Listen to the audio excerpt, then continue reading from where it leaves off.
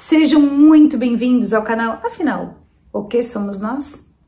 Assistam agora a segunda parte dessa densa e dramática entrevista da Raquel, onde ela responde às nossas perguntas. E se você não assistiu a primeira parte, não tem problema nenhum, é só acessar o link que está disponível para você aqui em cima e também na descrição do vídeo. Corre lá, confere a primeira parte e volta aqui para conferir a segunda. E se gostarem, por favor, se inscrevam no canal, deem likes, isso ajuda e muito a mensagem chegar a mais pessoas. Bom proveito!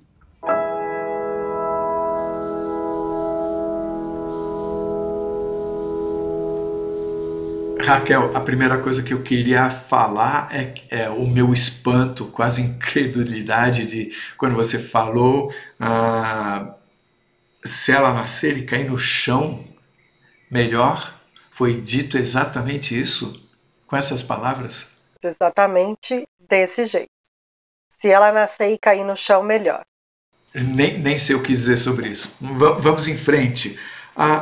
Que anestesia você tomou? Pelo que eu me lembro, eu acho que foi a RAC, que deve estar escrito ali no meu prontuário. Em que momento que iniciou a experiência de quase morte? No detalhe. Na hora que meu marido me contou que ela tinha falecido, e o anestesista, o enfermeiro que estava do meu lado, fez assim, que iria me apagar, e eu senti, para mim eu estava morrendo, né? Eu estava sumindo. E foi nessa hora que eu senti. Mas você já tinha recebido a anestesia para o parto? Sim, foi no soro, né? Como é que ele ia te apagar? Com uma outra anestesia? Para poder fazer a retirada do útero e parar a hemorragia interna, que eles ainda não sabiam a razão, é isso? Quando eles me abriram, eles já se assustaram, né? Com o que viram, porque ninguém estava me acompanhando, então eles não sabiam o que estava acontecendo de fato, né? Eu estava sem monitoramento, sem acompanhamento na sala de parto. Então eles estavam muito assustados e eu estava acordada, lúcida. Depois do nascimento dela, que tiraram ela e comunicaram ao pai que ele veio e me comunicou, aí me apagaram. Foi nesse momento que eu tive a experiência. Você diz do seu marido vir e te comunicar. Ele não estava do seu lado? Estava. Ele não entrou comigo na sala na sala de cirurgia. Ele entrou depois, uns minutos depois que me anestesiaram para a cirurgia. Mas ele foi comunicado sobre a morte da sua filha quando ele estava dentro ou o levaram para fora para fazer esse comunicado? Levaram ele para fora, onde a bebê estava, e falaram para ele o que tinha acontecido. Agora vamos detalhar a experiência de quase morte, porque ela tem alguns aspectos que nos ajudam a compreender um pouco melhor como as coisas acontecem fora daqui, digamos assim. Você diz que logo de cara você viu um homem que te tirou da sala. Você pode, a partir desse momento, nos contar de novo, tentando dar mais detalhes ainda do que você deu? Por exemplo, esse homem que veio e te tirou da sala, ele estava no mesmo ambiente ou nesse momento você se sentiu estar em um outro ambiente? Você via fora ele as pessoas físicas que estavam aqui também, se somavam às presenças, ou nesse momento você só o enxergava? Você se sentia no hospital ou em outro lugar? Eu não me lembro detalhadamente como ele me tirou da sala. Eu me lembro de quando, né, dele me apagar, quando eu apaguei, né, de eu não ter apagado, de eu estar saindo da sala com ele, e ele não se comunicava comigo, né, falando, era só por pensamento. Ele ficava um pouco de cabeça baixa, todo de branco. Eu estava ali no espaço do hospital, mas não via outras pessoas, né? As pessoas que eu vi foi a Nenê e duas pessoas que estavam ali do lado dela. E ele. Você chegou a ver o rosto dele? Não. Ele procurou não mostrar? Você só o viu de costas? Não, vi ele do meu lado, mas ele não ele não ficava assim conversando, ele ficava assim. Então eu não olhava diretamente para ele. Quando ele me levou, ele estava de costas, né? Ele me levou para a sala, a gente parou do lado, de frente para a porta, onde ele me mostrou onde ela estava. E a gente comunicava assim, né? Não eu olhando para ele. A roupa dele tinha uma espécie de capuz? Não. Então você viu a cor do cabelo dele? Sim. Ele tinha a cor assim do meu cabelo, escuro. Não era preto. E era comprido, era curto? Era aqui mais ou menos no ombro. Um cabelo liso aqui assim no ombro. A roupa dele você disse que era branca. Você notou algum detalhe da roupa? Não. Você estava deitada. De repente você se sentiu saindo daquela sala. Você saiu andando, flutuando. Como é que você saiu? Você sentia ter um peso?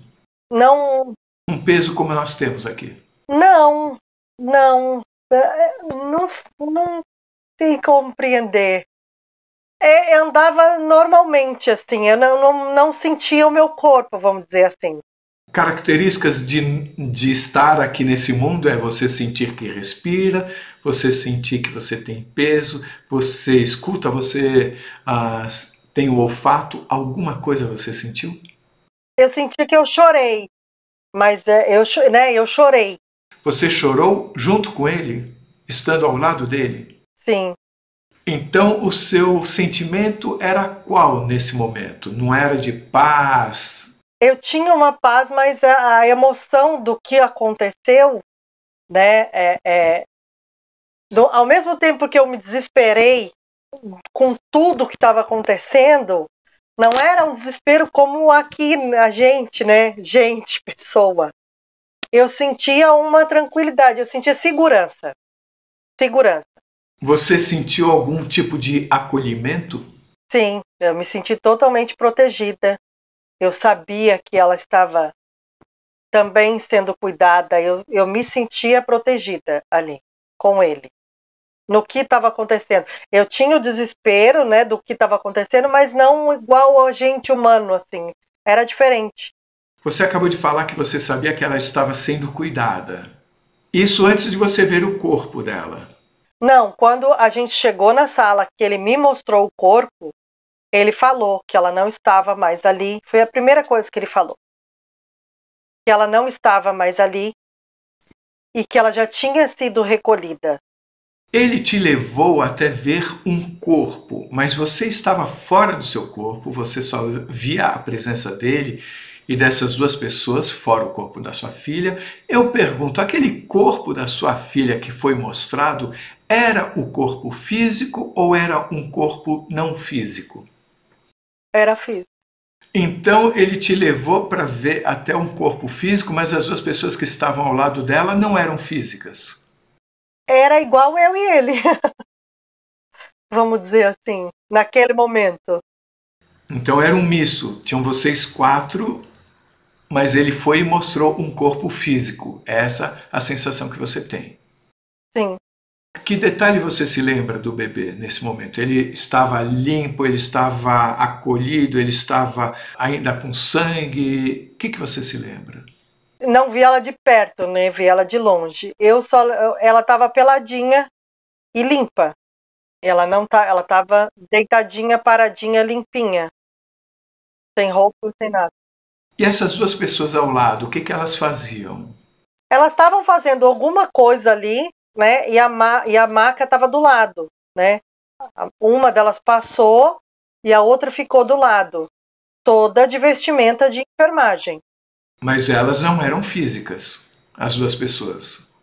Pelo que eu me lembro, não. Era igual eu e ele ali. O que eu fico pensando é o que elas estariam fazendo ali, uma vez que ele já falou para você que a sua filha já não estava ali. Ou será que estavam ali porque você iria ver? Não sei dizer. Nesse corredor que você viu até essa sala, você sentia, você falou isso, que era o ambiente do hospital. Parecia. É. Aonde eu estava. Só que as outras pessoas meio que sumiram. Sim, ali só tinha eu e ele naquele corredor. Você enxergava através das paredes? Não, porque foi muito rápido. O que aconteceu foi muito rápido. Então foi o tempo dele me levar. Aí eu aproveito e pergunto sobre o tempo. Você sentia que o tempo passava de uma forma diferente? Não senti que o tempo passava diferente, mas eu senti que o que aconteceu foi muito rápido. Ele me levou, né, nessa sala, ele me mostrou, ele me explicou. Eu tentei ali entender a situação, né, conversar o que tinha acontecido, mas foi assim, no momento que ele já me perguntou se eu queria voltar, né, foi o momento que eu entendi, que veio a imagem do meu filho na minha cabeça, e eu falei que eu precisava voltar, porque o meu filho precisava de mim. E aí foi na hora que apagou. Aí eu acordei. Eu não lembro de vivenciar mais nada depois que eu disse isso. Antes de você falar isso da pergunta dele, se você queria voltar ou não, me deu a impressão, por tudo que você contou, que em nenhum momento você esqueceu a realidade que você viveu aqui no mundo físico. Está correto isso? O que eu vivenciei no trabalho de parto, tudo? Não esqueci de nada. Essa mudança de ambiente em algum momento fez você pensar que você poderia ter morrido? O que me fez pensar é que se eu não tivesse dito de voltar, né, que eu precisava voltar, eu teria ido também com ela, que aí sim eu teria morrido.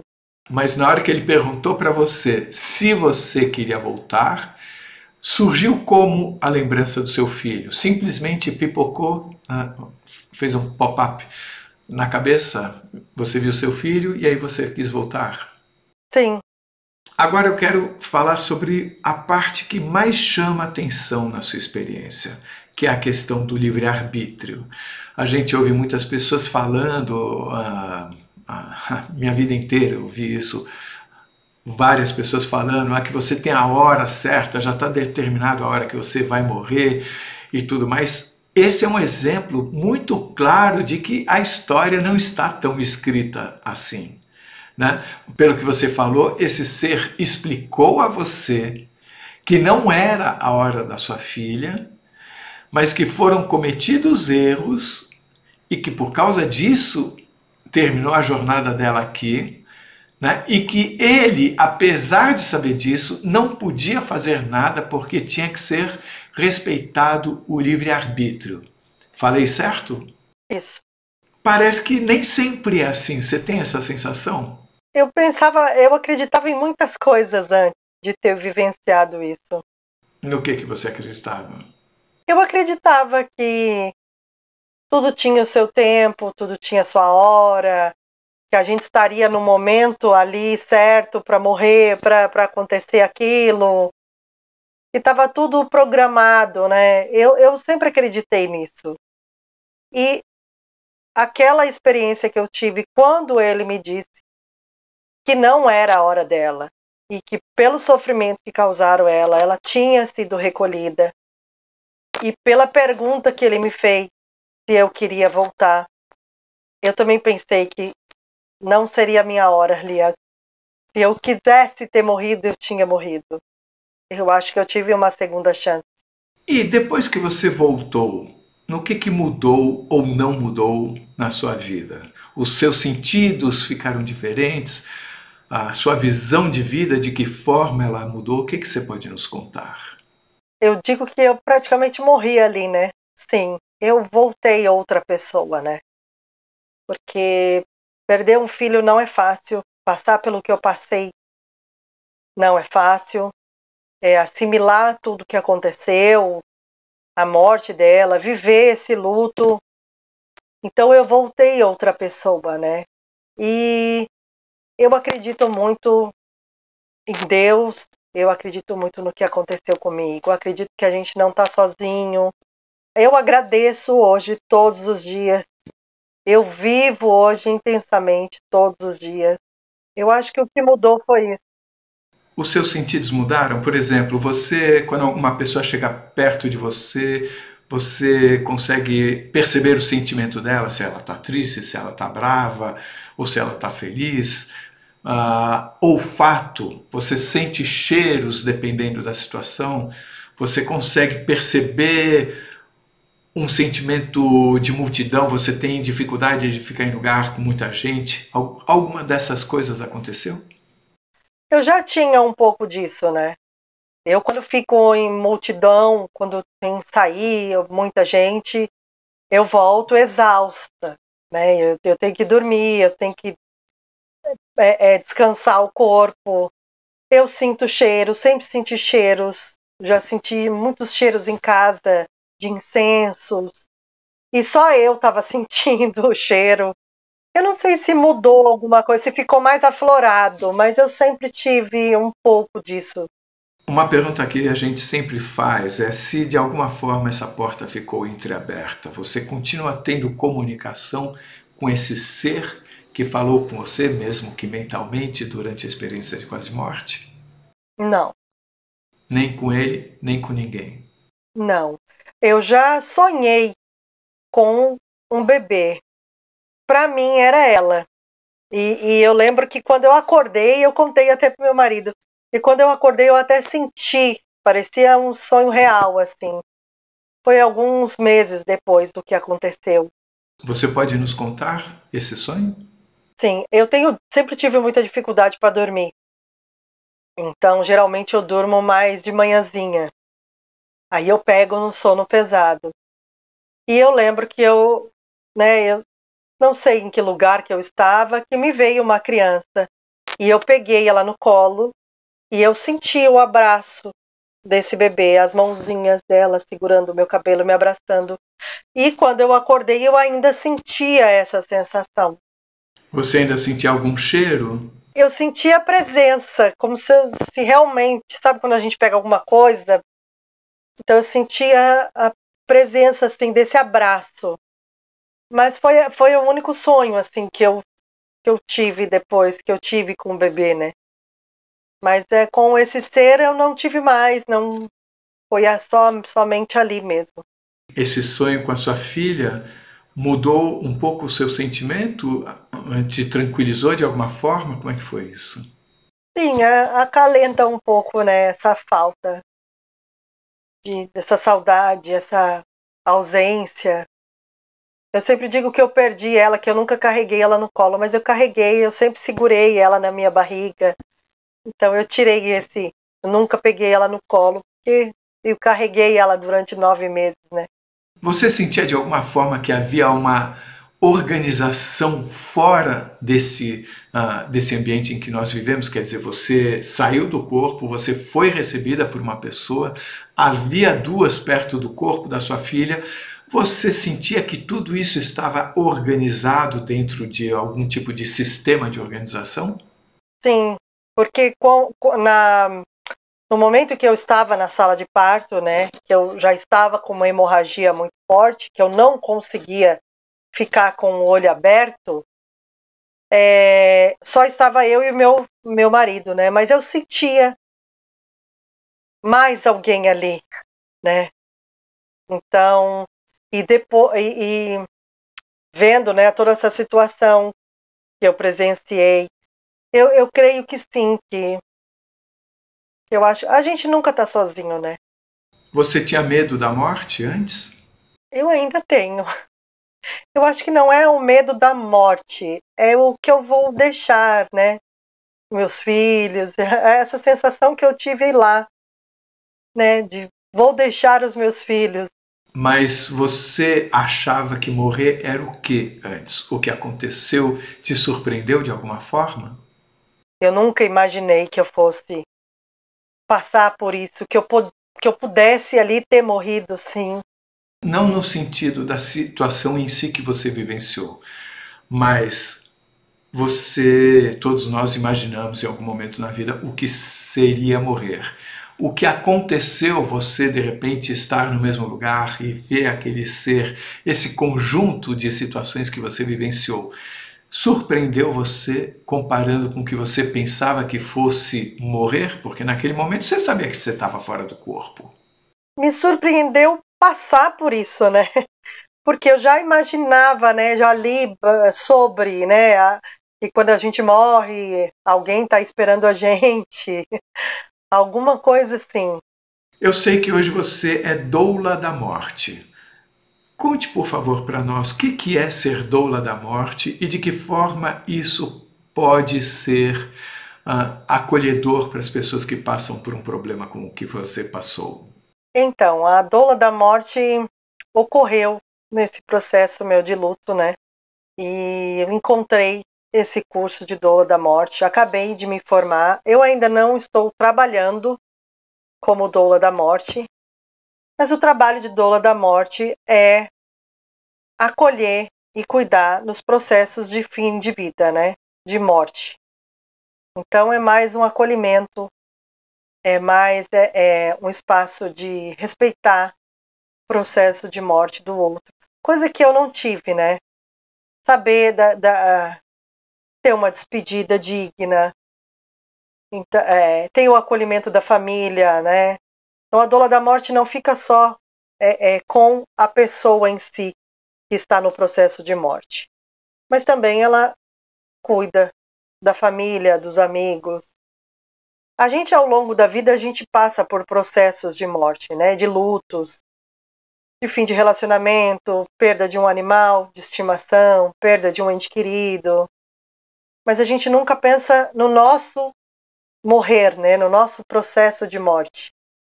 Então a doula da morte, hoje tem muitas pessoas que gostam até de falar do tema, que gostam de estudar sobre isso. Então a doula da morte vem para se preparar, né? Igual a gente se prepara para o nascimento de um filho, a gente se prepara para uma viagem, a gente se prepara para mudar para uma casa nova. E por que não se preparar para a nossa morte, né? Por exemplo, no meu caso, eu preparei um quarto para minha filha, eu preparei todas as coisinhas dela. Então são tudo processos, né? Não é o morrer, acabou, enterrou e acabou. São vários processos, né? Então a doula da morte também auxilia no cuidado, né? Dos afazeres, dos deveres, dos direitos, das vontades, dos desejos das pessoas, né? Você diz que aqueles dois seres que estavam ao lado da sua filha eram como você e aquele ser. O que isso quer dizer? Vocês tinham algum tipo de transparência, algum tipo de cor diferente? Como é que você distingue vocês quatro do corpo da sua filha? Não tinha transparência, mas era como a meia luz. Não era uma coisa clara, sabe? Eu não estava em ambientes claros. Eu estava em ambientes à meia luz. Toda essa vivência que eu tive não era assim algo assim nítido, tudo nítido. Mas e o corpo da sua filha? No que ele se distinguia do corpo de vocês quatro? Ela era que mais estava iluminada, vamos dizer assim. Estava assim mais nítido para mim ver. E o que estava à meia luz eram só os corpos ou as paredes também? Tudo, porque nessa sala, na porta da sala que a gente parou, estava tudo preto. Tava tudo, não tinha nada assim que eu pudesse ver. Eu só via a outra porta, aonde ela estava, tudo onde estava claro, né? E ela estava e o corpo dela estava ali naquela maca, de frente também para a porta, onde eu estava, de porta para porta, né? E essa luz dela, você sentia como se fosse uma luz natural aqui do mundo físico ou era algo além disso? Era uma luz nela, assim. Não sei explicar se era natural. Focava nela, sabe? Como que para você ver? Sim. Como é que foi a sua experiência depois de tudo isso ao contar para as pessoas? Como é que foi recebida essa sua história? Algumas pessoas falaram que acreditam em mim, como se eu estivesse contando algo para afirmar, não sei. E algumas pessoas dizem que o que eu tive foi um sonho, ou alguma coisa que eu quis imaginar para amenizar a minha dor, algo desse sentido. E muitas pessoas falaram sobre a EQM que eu não conhecia. Então, foi uma experiência assim que, para mim, eu acabei enxergando, né, entendendo o que eu não estava entendendo antes. O que faz você determinar que não foi um sonho? Foi muito real. Foi muito real. Eu realmente, com ter a cirurgia, né, com tudo que aconteceu, eu não consegui encaixar o que tinha acontecido. Tanto que quando eu acordei,